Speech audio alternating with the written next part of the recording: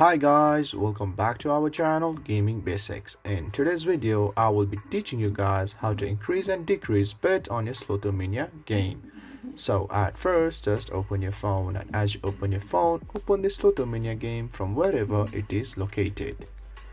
And as you open your game, it takes a while to load because it depends on your internet speed. So all you have to do is just wait until it loads.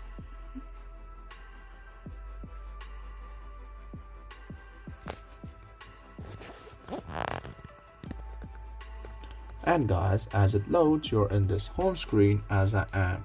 So just stay at this home screen and just select any of the game that you want to play at first.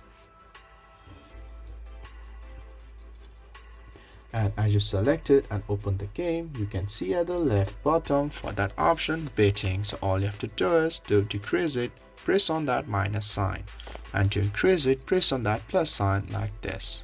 As you can see, I have increasing and decreasing my bet. So guys, that's how you increase and decrease the bet on your Slotomania game.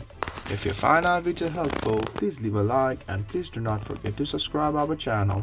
Also hit the bell icon to get updates with our latest videos, and drop a comment for reviews and more content like this. I will see you guys again in our next video. Thank you for watching.